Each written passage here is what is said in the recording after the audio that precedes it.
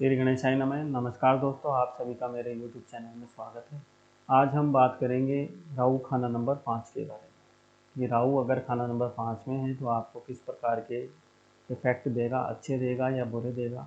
उससे पहले दोस्तों मैं आपसे ये गुजारिश करना चाहूँगा कि अगर मेरे द्वारा दी गई जानकारी आपको अच्छी लगती है तो आप मेरे वीडियो को लाइक कीजिए, शेयर कीजिए और अगर आप मेरे चैनल पर नए हैं तो मेरे चैनल को सब्सक्राइब कीजिए। दोस्तों, खाना नंबर 5 के अंदर का अध्ययन करने से अपने को पता चलेगा कि ये जो घर है वो अपनी संतान का घर है।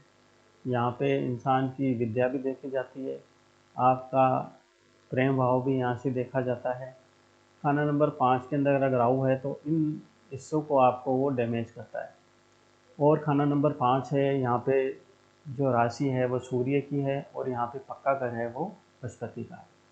तो अगर आपको राहु की अगर आपको स्थिति देखनी है तो आपको सूर्य और आपको बृहस्पति की पोजीशन भी देखनी पड़ेगी कि उनके किस तरह के हालात हैं और उसी के अकॉर्डिंग आपको सूर्य अगर अच्छा है और बृहस्पति अगर अच्छा है तो आपको राहु के भी काफ़ी हद तक अच्छे फल मिलेंगे। लेकिन अगर इन दोनों में भी कुछ खराबियां हैं तो आपको राहु के फिर बुरे इफेक्ट होंगे। लेकिन जब भी खाना नंबर 5 के अंदर राहु होगा तो ये आपके जो संतान है, संतान को बुरे इफेक्ट मिलते हैं यहाँ पे दोस्तों। और यहाँ पे सूर्य ग्रहण भी लग जाता है और सूर्य का ऋण और बृहस्पति का ऋण, क्योंकि राहु दोनों का ही दुश्मन है तो यहाँ पे ये भी लग जाता है। और यहाँ पे इंसान शरारती हरकतें करता है जो कि उसके लिए नुकसानदायक होती है। कहावत में कहा गया है कि आ बैल मुझे मार, इस प्रकार के जो वो काम करता है।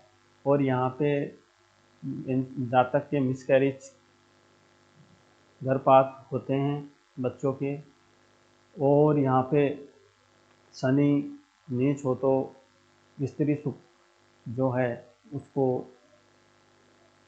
अच्छा नहीं मिलता। उसकी स्त्री है वो परेशान और बीमार रहती है। संतान के जन्म के बाद स्त्री 12 साल तक उसकी सेहत खराब रहती है। और 21वें वर्ष में अगर पहला लड़का है और 42वें वर्ष में दूसरा लड़का इंसान के होता है और इसके पिता की आयु है वह 21 वर्ष या 42 वर्ष में जातक के पिता की जो है मृत्यु हो सकती है। जातक की जो बुद्धि है दोस्तों वो स्थिर नहीं रहती और यहाँ पे इंसान को विद्या में बहुत रुकावटों का सामना करना पड़ता है। यानी उसकी पढ़ाई है उसमें कई प्रकार की परेशानियाँ आती हैं और उसको विद्या पूरी करने में काफ़ी इफेक्ट करना पड़ता है। यदि राहु यहाँ पे शुभ राशि में है तो फिर पुत्रों की संख्या है वो 4 होती है, प्राय देखने में आया है। परंतु ऐसे जो पुत्र होंगे वो उनकी बुद्धि भी इतनी काम नहीं करती। और धन और संपत्ति की यहाँ पे कोई शर्त नहीं है दोस्तों, इसमें राहु का कोई यहाँ पे इफेक्ट नहीं पड़ता। लेकिन ऐसा जो जातक होता है वो संतों के समान और ब्रह्मा के समान ज्ञानी होता है, उसको नॉलेज बहुत होता है। कई बार ये भी देखा गया है कि राहु में अगर पुत्रों पर बुरा इफेक्ट नहीं करके आपके हो सकता है कि आपके जो पोते होते हैं, पौत्र होते हैं, उन पे भी ये बुरा इफेक्ट डाल सकता है। तो दोस्तों अगर आपको ये बुरे इफेक्ट मिल रहे हैं तो आप संतान सुख के लिए आपको क्या करना चाहिए, आपको अपने जो दहलीज है उसके नीचे चांदी का पतरा लगाकर रखना चाहिए, जिससे आपको अपने जो बच्चों के हैं जो बुरे इफेक्ट वो नहीं मिलते। क्योंकि यहाँ पे राहु जो है वो बुरे इफेक्ट देने से बिल्कुल भी नहीं कतराता है और वो आपको बुरे इफेक्ट देने के लिए तैयार रहता है।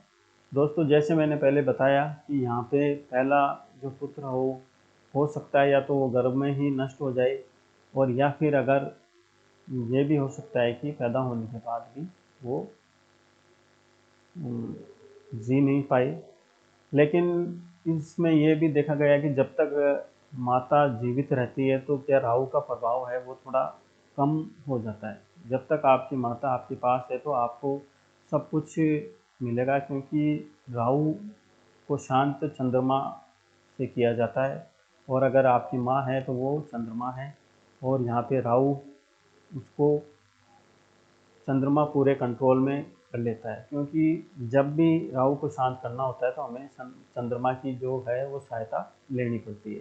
तो यहाँ पे इंसान को फिर श्रेष्ठ फल मिलते हैं, धन संपत्ति के कोई दिक्कत नहीं, और संतान में भी वृद्धि होती रहती है। लेकिन प्राय ये देखा गया है कि माता का जो जीवन है वो लंबे समय तक नहीं देखा गया, कम ही होता है माता का। और माता के जीवन में अगर राहु बहुत ज़्यादा खराब है तो फिर उनको तकलीफ़ें बहुत आती हैं। वर्षफल के अंदर अगर राहु 2 में या 5 में आ जाए तो ऐसे इंसान को फिर राहु से थोड़ी तकलीफ भी हो सकती है। लेकिन सूर्य अगर चंद्रमा लग्न में है तो फिर आपको जो है सहायता मिलेगी राहु से, क्योंकि जब कुंडली के अंदर खाना नंबर 1 के अंदर कोई भी ग्रह होता है तो वो पूरी कुंडली का राजा होता है, और यहाँ पे जब चंद्रमा कुंडली के अंदर आ जाएगा तो वो फिर राहु को उसके जो बुरे इफेक्ट है उसको दबा लेगा। लेकिन जब भी सूर्य, चंद्र और मंगल 6, 8, 12 में हों, और शनि और मंगल खाना नंबर 9 में हो, तो जातक के जो भाई होते हैं उनकी संख्या अधिक होती है, और अपनी स्त्री से ऐसे जातक को दोबारा फेरे लेने नहीं चाहिए, क्योंकि यहाँ पे जीवन साथी का सुख है वो देखने में ये आया कि एक से अधिक शादी भी जातक की हो सकती है। दोस्तों, अगर यहाँ पे आपको बुरे इफेक्ट मिल रहे हैं तो आपको क्या करना चाहिए, आपको बृहस्पति के साथ, यानी कि आप अपने पिता का साथ रखें, और आपको चांदी का जो हाथी है वो घर में रखना चाहिए, और आपको इसके लिए शराब, मांस और जो पराई स्त्री का गमन नहीं करना चाहिए, क्योंकि यहाँ पे जो मैंने बताया कि खाना नंबर 5 है वो आपका लव का भी है। तो यहाँ पे राहु जब होता है तो ये शरारतें करवाता है, तो इससे आपको बचना है। और आपको स्त्री सुख के लिए क्या करना चाहिए, आपको 5 मूली सिराने रख के और मंदिर में दान देनी चाहिए। दोस्तों, ये जो मैं आपको उपाय बताता हूँ ये आपको अपनी मर्जी से नहीं करने चाहिए, आपको अपनी कुंडली का विश्लेषण करवाना चाहिए, और उसके बाद में ही आपको कोई उपाय करने चाहिए। तो दोस्तों, ये थी मेरे द्वारा राहु खाना नंबर 5 की जानकारी मैंने आपको दी। अगर ये आपको अच्छी लगती है तो आप मेरे वीडियो को लाइक कीजिए, शेयर कीजिए, और अगर आप मेरे चैनल पर नए हैं तो मेरे चैनल को सब्सक्राइब कीजिए। आज के लिए दोस्तों इतना ही। नमस्कार, धन्यवाद।